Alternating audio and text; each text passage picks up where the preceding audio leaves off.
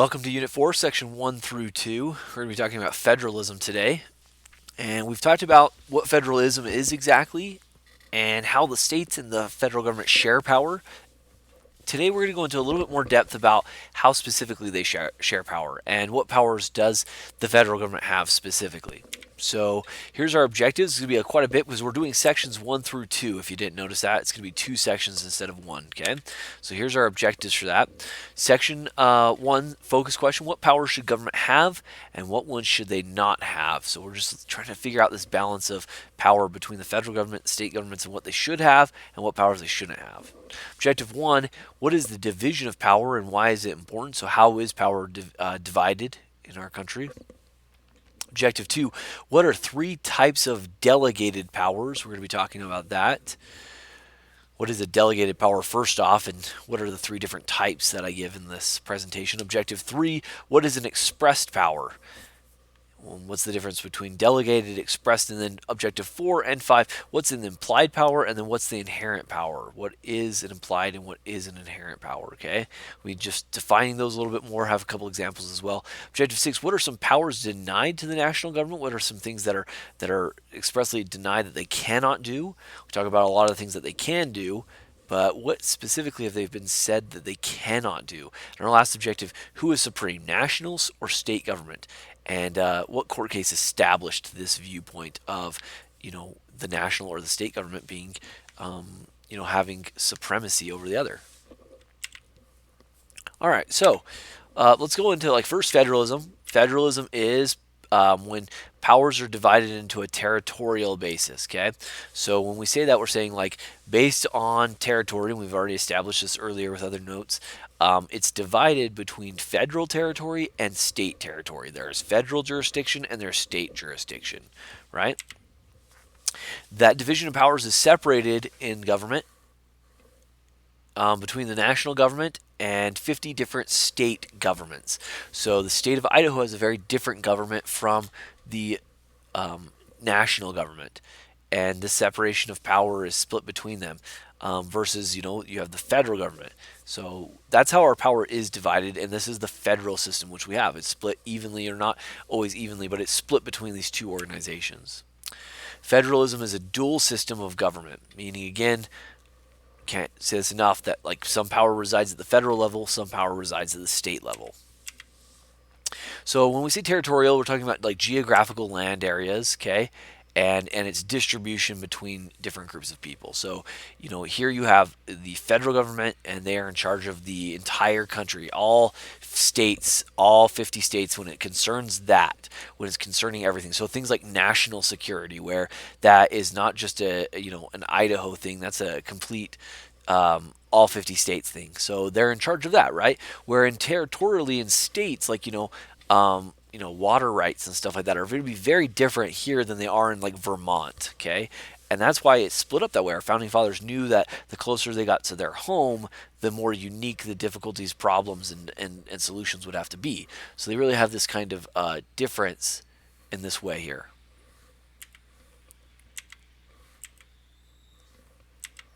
So let's talk a little bit more about delegated powers here specifically. So a delegated power is the powers that are that the national government is granted to in the Constitution. So it's been given, it authorized that the federal government can do these things.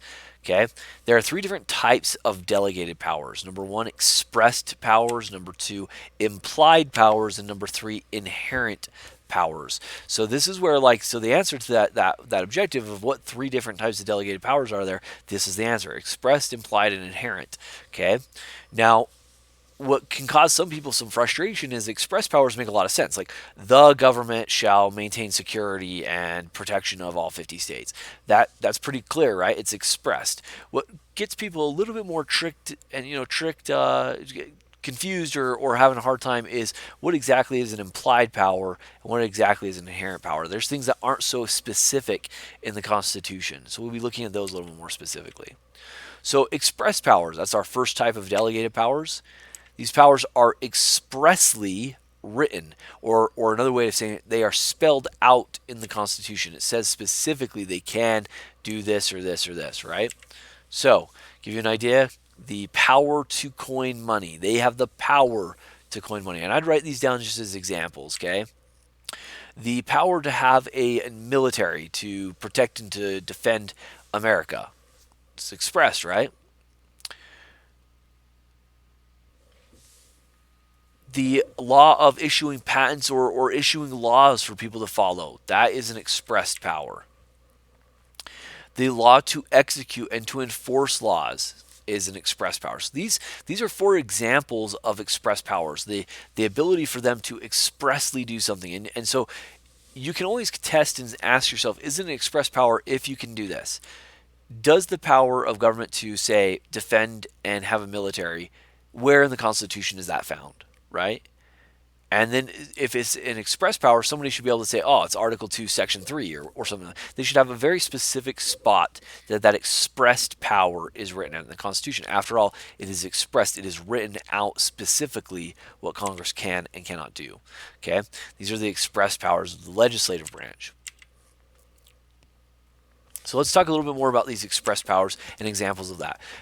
Lay and collect taxes. Congress has that power, that ability to lay and collect taxes, to make and coin money, to regulate interstate trade. These are things that are specific in Article 1 of the Constitution of things that they can do. Raise and maintain an army. Declare war and fix a standard weight of measures, right? President can't declare war, only the legislative branch can. And you might say, well, how? Where does it say that? Well, Article 1 of the Constitution says only Congress is allowed to actually declare war. Okay, fix standard weights and measures. This would be like a currency or value of different things. Grant copyrights and patents. So these are all examples of express powers, things that specifically Congress has the right to do, found in Article 1 of the Constitution. Here's some examples of express powers through the executive. They have the express power to call judges to the Supreme Court.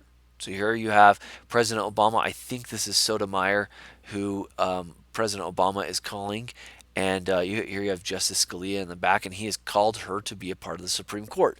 That is his expressed power to do so. Here you have the president meeting with another foreign, in this case Canada's president, and having a conversation and possibly coming up with some ideas of issues between Canada and the U.S. He has the expressed power to do that in Article 2. Calling war, or not calling war, but sending troops to stop conflicts or stop any of those things. This is found in Article 2. These are all express things. The president might have the power to call war, but he has the power to send troops where he needs to send them. He's the commander-in-chief. He can grant pardons. You saw that as President Trump left, he granted a lot of different pardons to a lot of different people. Reprieves. He can make treaties with different people. He can approve judges, justices. These are all things that they can expressly do. Okay. Now let's contrast that. Express powers, then, right? They were written down. Contrast that with an implied power. These powers are not expressly written in the Constitution. What does that mean exactly? Well, for instance, in the Constitution, there's what's called the elastic clause. That means that it just really makes sense that they have them. So we'll go through and talk about that. Like, again, I use this example all the time.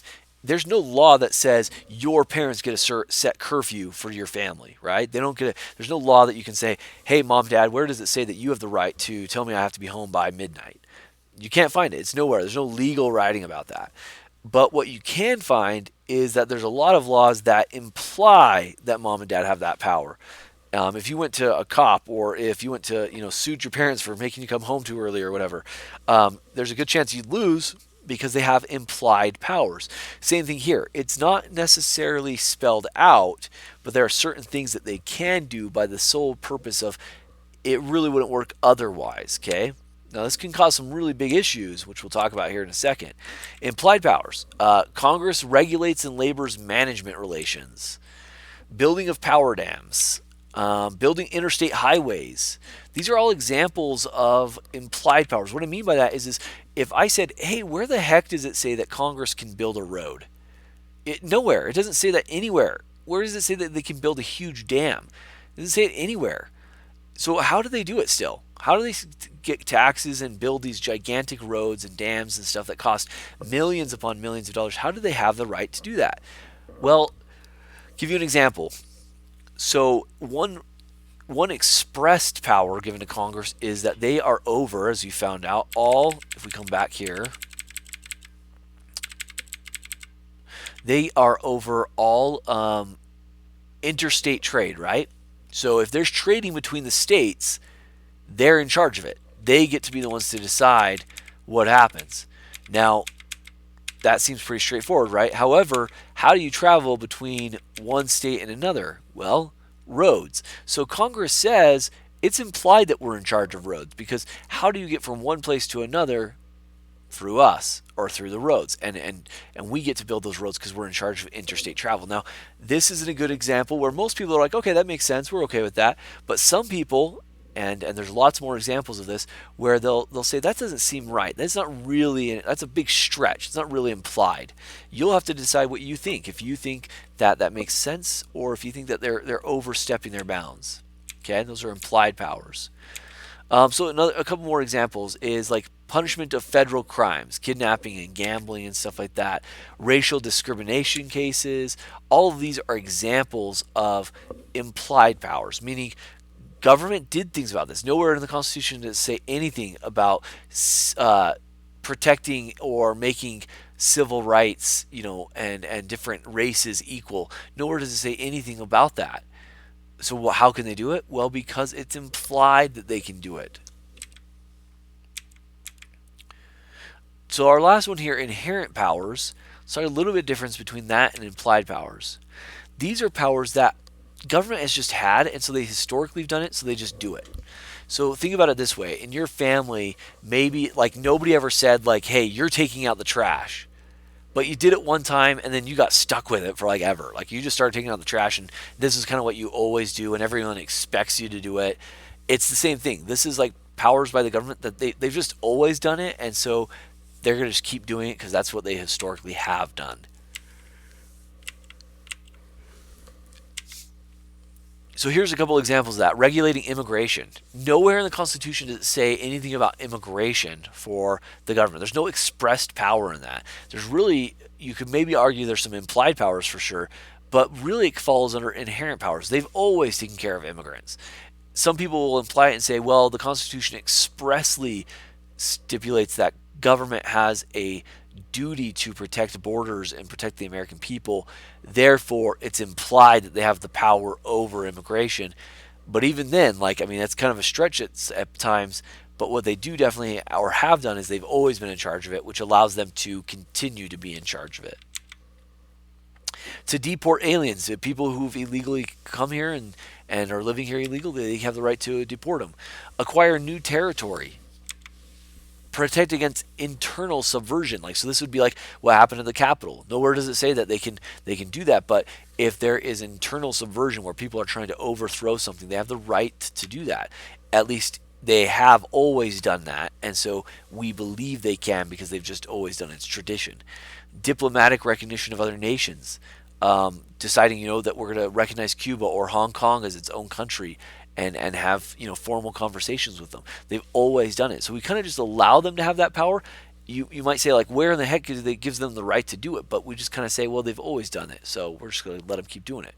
Again, you can look at implied and inherent powers and say, I don't think that's right, and you'd have a case with it. It doesn't mean you are right either, but there really is a case that maybe, this is too far. Maybe they're doing things they shouldn't be doing.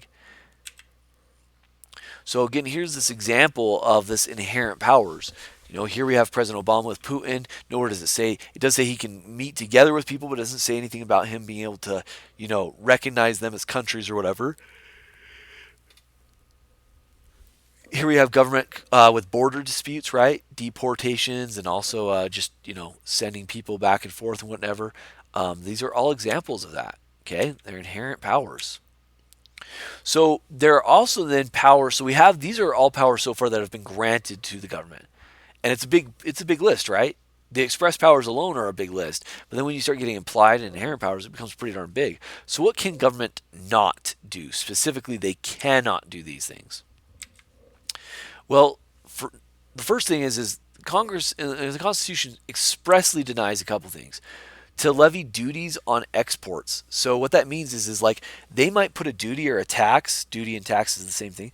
They might make a tax for imported goods, but they cannot tax exported goods.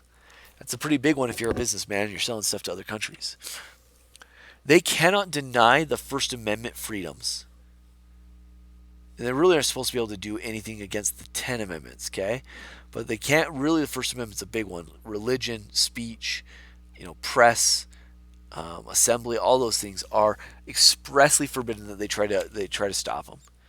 They cannot break upon the Fourth Amendment, illegal search and seizure. They've tried, but they're not allowed to do it. It's expressly denied to them. They cannot deny a fair and a speedy trial. So those are all things that they are specifically denied having that ability. And again, where it's expressed is that it is found specifically in the Constitution. I can point exactly to where in the Constitution it says they cannot do these things, right? Now, the Constitution is silent on a few things too. A couple examples of this: public schools. It doesn't say anything in the Constitution about public schools. It doesn't say anything about marriage and divorce.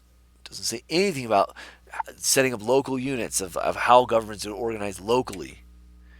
Yet they're still really involved in that. Why? Because they are implied or they're inherent. The Constitution does deny a few other things. Congress, for instance, themselves cannot tax the states or their local units. So they can't say, we're going to tax the state of Idaho this much. They can tax individuals, but not the states themselves. They cannot... they cannot carry out federal government functions. And so these are just these different examples of things they can't do, like that they're not in charge of. The federal government, that is, like gambling. They're not in charge of gambling. It's a state thing, right? So let's talk a little bit about what's now called reserved powers. Reserved powers fall under the 10th Amendment, which means, remember, the 10th Amendment says if it's not expressly or written in the Constitution, then that power goes to the states. And so here in this 10th Amendment, these powers are held by the states, and they are granted specifically to the states, not to the federal government. Example, states can forbid persons under the age of 18 to marry without parental consent. So now, a lot of states allow people to get married at 16, but they have to have that parental permission first, depending on the state that you're from. To purchase alcohol under the age of 21. These are different examples where the states have a lot of flexibility in that way. So here's this example. Here's one of my favorite shows, Cheers. It's all about a bar and all these people drinking, right? If you want to purchase alcohol, you got to be 21. Other reserve powers require, for instance, like licensing for doctors, lawyers, hairdressers, plumbers, teachers. So, for instance, like as a teacher, the federal government is not really my boss. It's the state of Idaho that is my boss. That's why I can't just go down to Utah and start teaching. Because as a teacher, my certificate is given only through the state of Idaho. Okay? So the states may establish public schools themselves, but again, those schools are state-sponsored. They can grant divorces, permit gambling, they can do all sorts of things. And then there's what's called exclusive powers. Exclusive power is powers that are exercised only by the federal government. So reserve powers only by states, exclusive powers only by federal government, okay? And these are things like coining money. The state of Idaho can't say, "Hey, we're going to start making our own money." They can't. They can't make their own treaties. Idaho can't say, "You know what? We made a treaty with China. This is what we're going to do." They can't in themselves have import on taxes. Okay, any of that kind of stuff. Now there is like some interesting stuff that when state laws and federal laws come together and they start like hurting or they're really like kind of against each other. What do? Well, you've got a lot of different choices here. Like here's a good example: the New River Gorge Bridge is condemned by private property. Okay, so what we call this is concurrent powers. Let me explain this because I know it doesn't make a lot of sense. Okay, but a concurrent power is powers that's both held by the national government and the state government. So this bridge here, there are state laws that talk about it, but there's also federal laws that talk about it, okay? And this could be laying and collecting taxes. The federal government taxes you, right? You have an income tax. There's also taxes that are on people for the state as well, whether it be sales tax or it be property tax, whatever it might be. Defining a crime and the punishment to that crime. Both the federal and the state governments have control over that. Condemning people for private property for public use. Like, right? These are both things that both are concurrently powers between both the Fed and the state.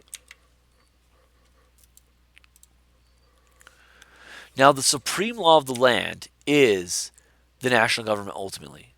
We live in a federal system, which means that both the national and the state governments have power, but when that power is in conflict with each other, because of the supremacy clause, which as you know is in Article 6 of the Constitution, says that national law is supreme over state law. Okay, that's a big deal. Now, that was established by McCulloch versus Maryland. So remember this, anytime something happens, there's a lot of times where you say, well, what is this constitutional or not? And the answer might not be yes or no. The answer might be, we don't know. Why don't we know? Because a court has to make a decision in order for us to understand better what that means.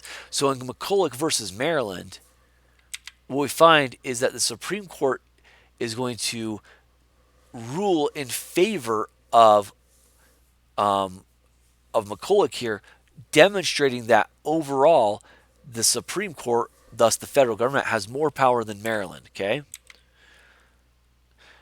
Now, what ended up happening is McCulloch was a president of the National Bank, a bank for the country. And Maryland didn't really love having this bank in their state, so they decided that they were going to, as a state, they have a concurrent power of taxing, and they said, we're going to tax the bank, the National Bank, that McCulloch was the president over. What that happened was, basically, McCulloch's like, I don't have to pay you taxes, I'm the National Bank. You can't lay taxes to the National Bank. Well, this got into a huge fight and went up the courts and then went to the Supreme Court. And the Supreme Court said, yeah, you cannot tax McCulloch and the Federal National Bank. Now, that's like the actual legal precedent.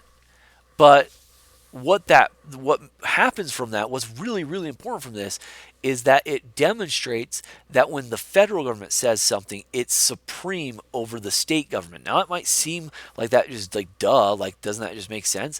But really, before this, you have to think this really was a very hot topic. People really argued more about this all the time, and specifically think about the biggest event where.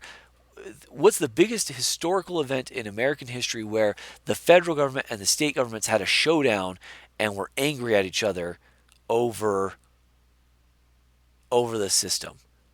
And you could probably guess it, the Civil War, right? The states thought they had power and said, we're not doing this and we don't have to do it. And the federal government said, yeah, you want to bet? And so what you should know is this. If somebody says, well, the states don't have to do that if they don't want to, they have a 10th Amendment. What you need to remember is, yeah, but the supremacy clause of the Constitution says, no, federal law always trumps state law. And if you don't believe that, look at how hard and how far the federal government will go to force that. They will have a civil war, split the country directly in half in order to make sure states are listening to the federal government. Okay, so that's the end of Unit 4, Section 1. Kind of goes over all those different things. Hopefully you've been able to go through here and answer all of our objectives. Let's just review it real quick, make sure you got all those, so that way you're not scrambling around looking for stuff. Okay, so what is the division of powers and why is it important? It's federalism, right? It's important because it separates power based on a territorial basis. It lets us know who's got power, when they got power, how they've got power, all those things. What are 3 types of delegated powers? Expressed, implied, and inherent, right? So those are the 3 types of delegated powers. What's an expressed power? An expressed power is one that is written down specifically in the Constitution. An implied power is one in which it's not written down, but it kind of makes sense and it's just implied that they have that power. An inherent power is one that they've just always had. It's been inherited. Like they just have always done it, and so we kind of just let them keep doing it. Objective 6, what are some powers denied to the national government? Well, they cannot. They're not over gambling. They are not allowed to call up armies against their own people, right? Levy duties on exports, deny your First Amendment freedoms, do illegal searches and seizures, deny a fair and speedy trial. Those are all things that they are not allowed to do. Okay, and there's way more than just those, but those are some of them. Okay, and so who is supreme, the national or state government? It is the national right that's under the Supremacy Clause of the Constitution, Article 6, and what court case established it? McCulloch versus Maryland. So that's the end of Section 1 notes. You can hit pause and take the next ones when those are coming up for you. Okay, thanks, guys.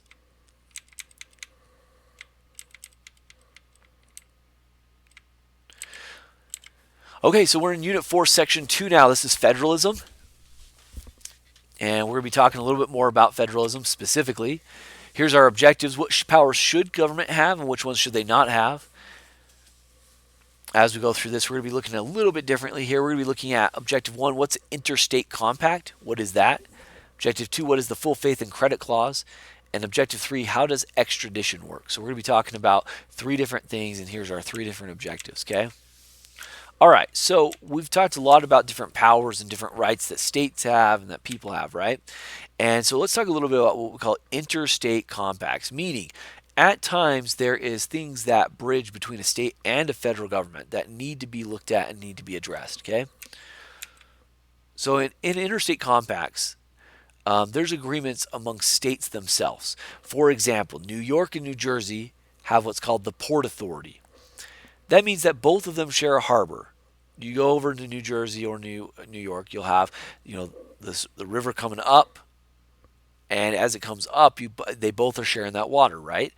Makes sense that they're going to have a need to share and have somebody that's kind of not from New York and New Jersey that's not favorable to one or the other. That's kind of an intermediary between the two, and so you have the Port Authority. Okay. The compact between parolees and probationers. If a parolee is from one state and goes to another state, you have to share their or enforce their laws. Like, so for instance, if a dude commits a crime in Idaho and is in Colorado, Colorado's got to honor the fact that they came from Idaho and ship them back up to Idaho. So basically, it's states recognizing the legitimacy of other states and trying to help those other states out. Okay. So one group, for instance, that is in charge of this interstate law enforcement, right? Because you might have a state trooper, but that state trooper is only good in the state of Idaho. So you have some people who actually can go across all 50 states, and they're called United States Marshals. These marshals are law enforcement that are between every state, and they recognize every state's laws, and they follow these different states' laws. And the states recognize them as marshals and allow them to go across borders and boundaries. Okay? So that's the idea of interstate, okay? Now, there's what's called the full faith and credit clause of the Constitution. So think about that, full faith and credit. I want to talk really quickly about what full faith means. So, for instance, if I get married in Idaho, it's going to really suck if every time I go to a different state, I have to get remarried, right? And so what it says is like, okay, Idaho, you got married in Idaho. You have full faith in New Jersey that my marriage still is valid in New Jersey, okay? Or how about if I get a driver's license and I'm driving around? If I have a driver's license in Idaho, my driver's license doesn't just work here. Imagine if I had to get a new license for every state I wanted to travel in. Every state recognizes every other state's right to drive by their license, okay? Each state shall give full faith and credit to every other state for public acts, records, and judicial proceedings. Public acts, these refer to laws of that state.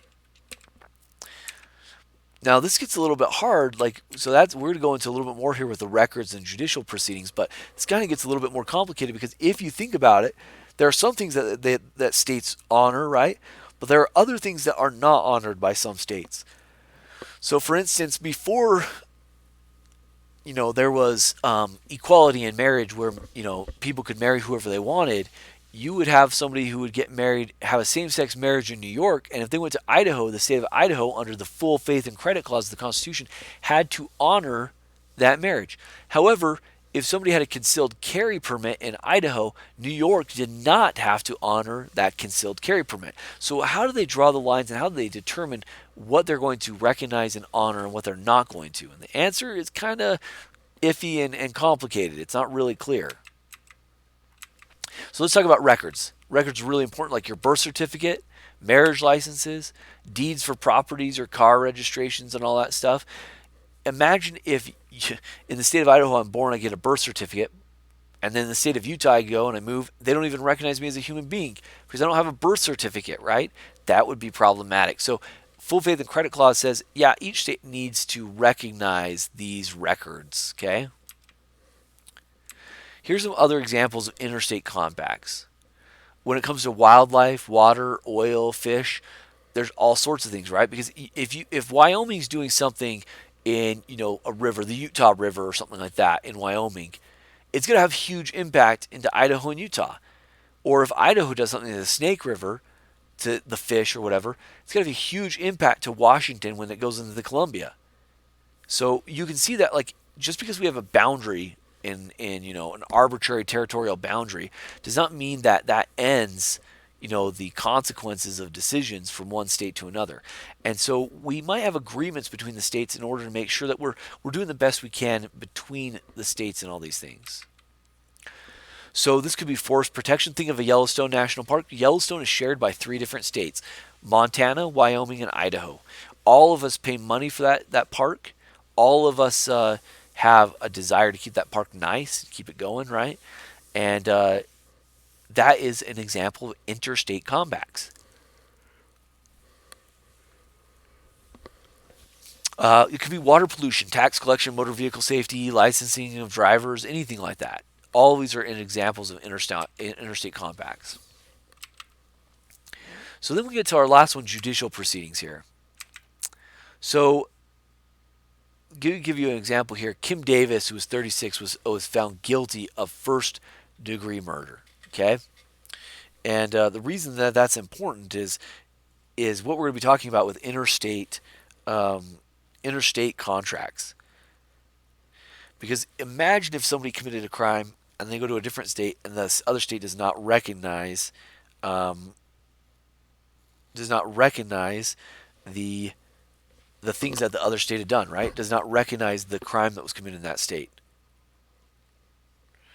Well, this is a big deal. We can't have that happening, right? We need to have some work involved. We need to have some things that take place in order to make sure people are taken care of.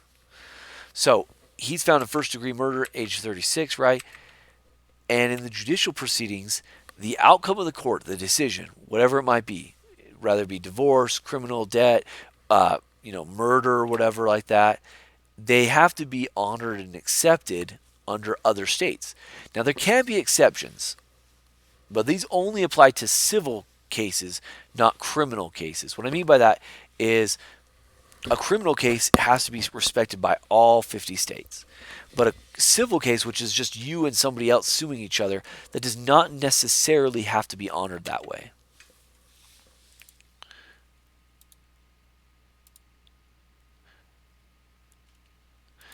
So we're going to come back here, watch this video clip here. I don't know if I'm going to get it to work here. And we're going to try to discuss how this is an example of judicial interstate compacts. So let's see if this works. So if you've ever seen...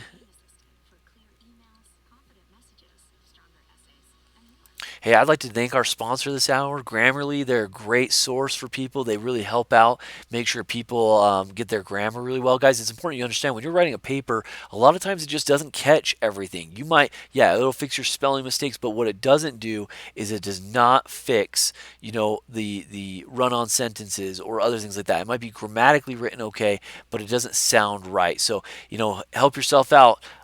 and help me out when I'm grading your stuff by getting Grammarly. It's a great thing you can get. And yet remember, subscribe here, down here, and give me a like and make a comment about how much you love the notes, and get Gracie into college one way or another. So this comes from a movie called The Fugitive, okay? And I just want you to think about this for a second about how this could be a problem in this video. And if you're not familiar with this video, it's about a man who is accused of killing his wife. He goes to prison and then he escapes. And so just watch this short clip and see if you can decide and understand how it might relate to that.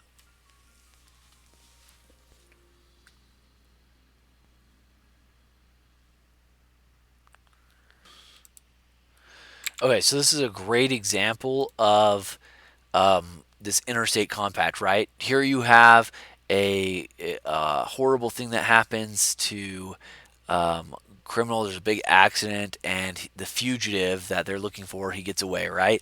And what's really important about it is the fact that you can see and understand how this works and why this is needed. Because if we were sitting and this accident happened and people were sitting there fighting about jurisdiction, like who has the power? Do I have the power? Do you have the power? Can I take over? Can you take over? We wouldn't get things done, and we wouldn't be able to get people that are harmful or dangerous. And so this is a good example where he comes up, the sheriff's in charge, and usually the marshal would probably want to work with the sheriff in conjunction and get things done. But in this case, the sheriff's kind of not wanting to hear that. He kind of wants to make life easy, so he's just like, whatever. And then the marshal's like, you know what? I'm going to just take it over then. And he has that right. Why? Because he is a United States Marshal. So by the governor's orders, by the U.S. Marshal's orders, by the United States Constitution orders, he has that right to do that. This is an example of interstate compacts, okay? So we watched that video and it helps explain that. Now let's get into the side though. Okay, once he's caught, what happens if he's in a different state? How does extradition? Now, what that means is, let's say I commit a crime in Idaho, and then I go to Wyoming and I commit a crime, and I go to Nevada and I commit a crime, and I do all these different crimes. Who do I go to jail to first?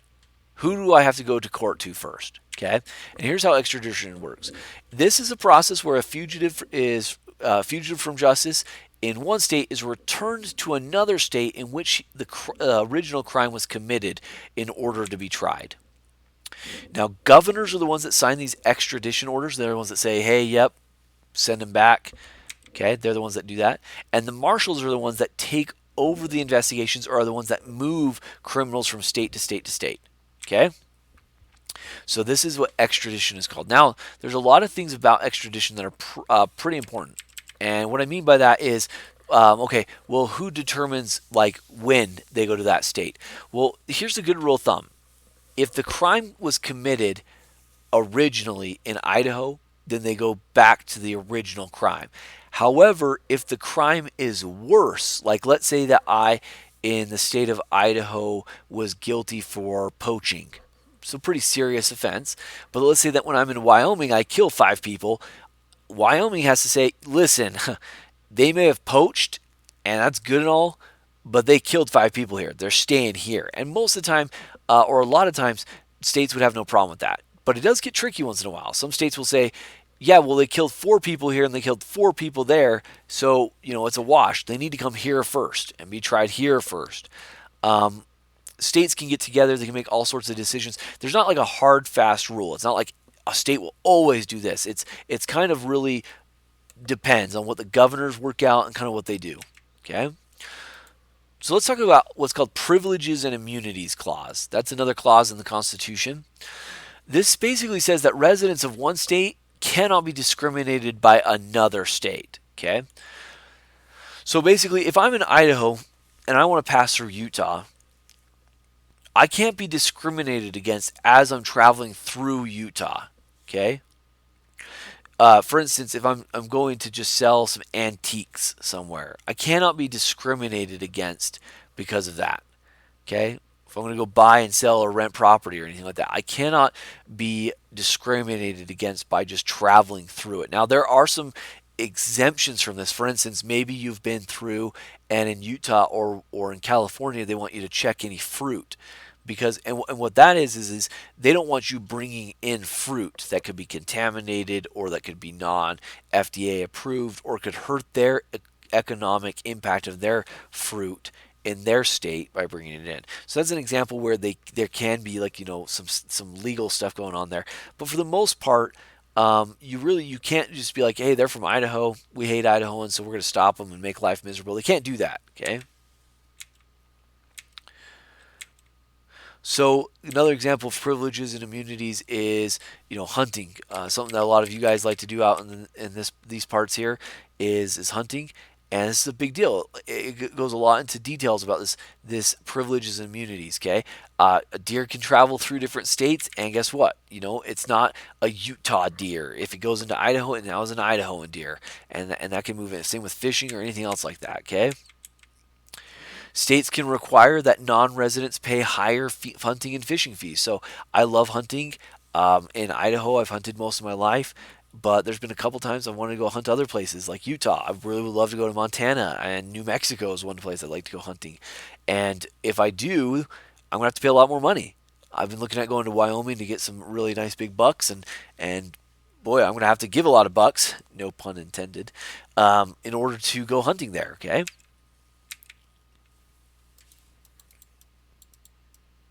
Okay, so this is the last example I'm giving of the privileges and immunities clause. Okay, hopefully that makes sense to you. Hopefully that everything we've talked about can really kind of register with you as far as where it works. I'd like to say that it's always these hard, fast rules that they always make sense.